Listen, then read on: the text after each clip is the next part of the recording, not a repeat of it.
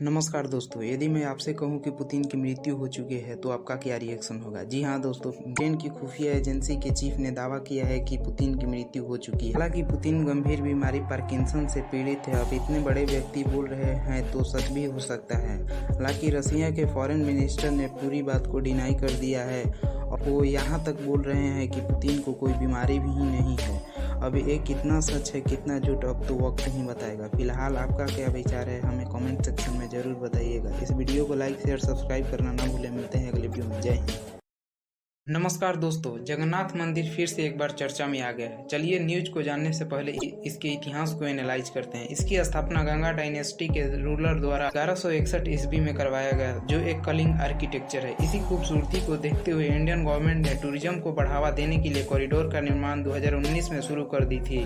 फिलहाल archaeological survey of India ने temple act 2010 को हवाला देते हुए कंस्ट्रक्शन को स्टॉप करवा दिया है। इस एक्ट के मुताबिक किसी भी ऐतिहासिक विरासत स्थल के 100 मीटर रेडियस वाहन जैसे बुलडोजर चलाने की परमिशन नहीं है। बहरहाल एक कंस्ट्रक्शन रुका हुआ है। लाइक शेयर सब्सक्राइब करना ना भूलें। मिलते हैं अगली वीडियो में। नमस्कार दोस्तों, नुपुर शर्मा द्वारा किए गए पैगंबर साहब पर टिप्पणी के बाद आतंकवादी संगठन अलकायदा ने भारत को लेकर एक धमकी भरी रिलीज किया है। अपने धमकी भरे बयानों में कहा है कि भारत राज्य यूपी, बॉम्बे, दिल्ली में आतंकवादी घटनाओं का अंजाम देगा। प्रेस नोट में यह भी लिखा है कि भगवाधारी आतंकवादी को दिल्ली में अंत का इंतजार कर लेना चाहिए। वो न तो अपने घरों में और न ही गढ़वाली सेना के छावनियों में शरण ले पाएंगे। दोस्तों, आपको क्या लगता है, इससे भारत को कोई बड़ा नुकसान उठाना पड़ सकता है? हमें कमेंट बॉक्स में जरूर बताइएगा। इस वीडियो को पूरे भारतवर्ष में।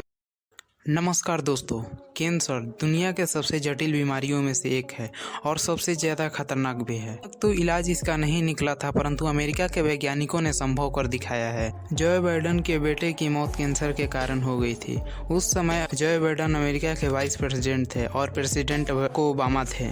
जो बाइडेन ने उसी समय ठान लिया कि अमेरिका को कैंसर मुक्त बनाएंगे। मूनशूट का प्रोग्राम लॉन्च किया और वो सफल होता हुआ भी दिख रहा है। पहली बार 100% कैंसर ठीक करने वाला दवाई आया है और इसे डॉक्टर ली मैब वालों ने बनाया है। इसे टोसेरो कंपनी में साल 2020 में शुरुआत किया था। बहरहाल इस न्यूज को सुनकर आपको कितनी खुशी हो रही है हमें कमेंट बॉक्स में जरूर देगा। इस वीडियो को लाइक शेयर सब्सक्राइब करना ना भूले। मिलते हैं अगले वीडियो। ससुरा हमारा निर्णय नहीं चलता। हम नेटफ्लिक्स का सब्सक्रिप्शन तो ले लिए हैं, पर देखे कैसे। यही पुकार आप लोगों की सरकार के पास पहुंच गई है। आप लोगों ने D2H का नाम तो सुना ही होगा। D2H का एक्सटेंडेड वर्जन अब D2M आ रहा है। डिपार्टमेंट ऑफ टेलीकम्युनिकेशन ने IIT कानपुर के साथ मिलकर ट्रायल भी कर लिया है। सैटेलाइट के माध्यम से रेडिएशन भेजा जाएगा और उसी रेडिएशन से डेटा ट्रांसफर हो पाएगा और आप लोग बिना इंटरनेट के सुविधा ले पाएंगे। ऐसे ही अमेजिंग जानकारी के लिए हमें लाइक शेयर और नीचे जो वो सब्सक्राइब का बटन है ना, उसको हिट करो। नमस्कार दोस्तों, रूपी नोट पर गांधी जी के साथ साथ दो और महान लोगों की तस्वीर अब्दुल कलाम और रविंद्रनाथ टैगोर छपेगी। ये RBI की नोटिस जारी हुई है। सबसे पहले रुपये के इतिहास को एनालाइज करते हैं। रुपये शब्द की उत्पत्ति शेरशाह सूरी के शासनकाल 1540 से 1545 में हुआ था, जिसका अर्थ होता है चांदी का सिक्का। गांधी जी की तस्वीर 1969 में 100वें जन्मदिन के उपलब्ध में छपी थी। उससे पहले अशोक स्तंभ और ब्रिटेन के राजा था। Security printing and minting corporation of India और IIT के प्रोफेसर दिलीप टी साहनी के सहयोग से इन दो लोगों की तस्वीर की छपाई नोट पर होगी। दिलीप टी साहनी, जिन्होंने 2022 में पद्म विभूषण अवार्ड प्राप्त किया, ये इलेक्ट्रोमैग्नेटिक टेक्नोलॉजी के वैज्ञानिक हैं। ऐसे ही यूनिक जानकारी के लिए चैनल को लाइक शेयर सब्सक्राइब करना ना भूलें।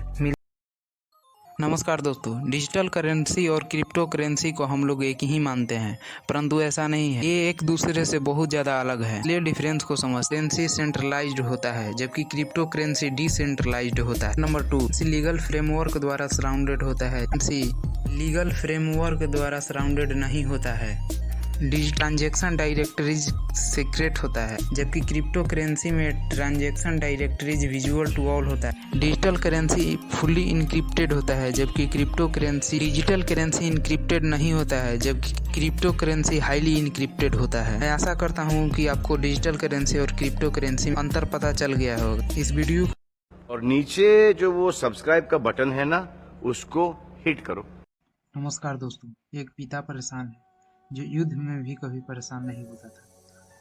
उत्तर प्रदेश की राजधानी लखनऊ में एक दिल दहलाने वाली घटना सामने आ रही है। एक 16 साल के बेटे ने अपनी मां की हत्या कर दी और कारण और चौंकाने वाले। पुलिस के जांच के बाद पता चला कि मां बेटे को पबजी खेलने नहीं देती थी, इसीलिए वो अपने पापा के लाइसेंसी पिस्टल से मां की गोली मारकर हत्या कर दी और बहन को धमका कर रखा था कि किसी को बताना नहीं कुछ। दोस्तों, ये गेमिंग की लत दिन पर दिन बढ़ते जा रही है। इस पर सरकार कोई नियम भी नहीं बना रही है। ऑनलाइन गेमिंग पर सरकार को ध्यान देना चाहिए और इस पर समाधान के लिए कोई रूल्स और रेगुलेशन लगाना चाहिए, जैसे कि चाइना में चलता है।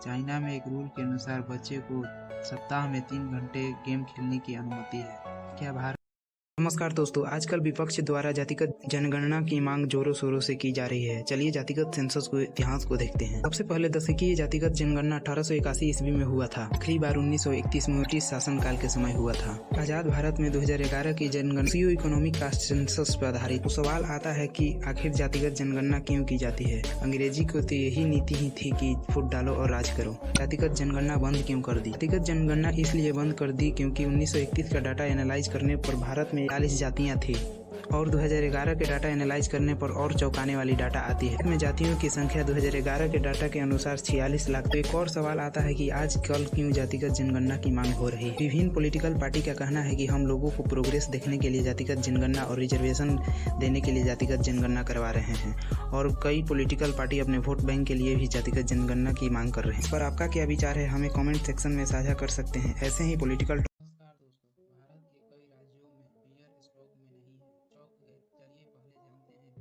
कौन सा मेन कंपोनेंट होता है। सामान्यतः बियर 2 प्रकार के होते हैं, पहला एथेनॉल और दूसरा मेथनॉल वाला। दोनों का स्वाद एक ही जैसा होता है, परंतु मेथनॉल ज्यादा ही खतरनाक होता है। इसे पीने से इंसान अंधा हो जाता है और फाइनली मौत हो जाती है। CIABC के अनुसार बियर कंजप्शन 20% बढ़ चुका है। इसका मुख्य कारण मौसम है। नियम के अनुसार 25% विदेशी, 15% देसी और 10% बियर स्टॉक रखने की परमिशन है। बियर के डाटा को एनालाइज करते हैं। बियर से सरकार को 1,75,000 करोड़ की रेवेन्यू जनरेट होता है। कैपिटल दिल्ली में हर साल 754 करोड़ बियर कैन की बिक्री होती है। हालांकि बिहार में शराब बंद है, परंतु शराब की बिक्री चालू है। इसमें जहरीली मेथनॉल वाला शराब भी शामिल है। बिहार में नकली शराब पीने से कई लोगों की मौत हो रही है।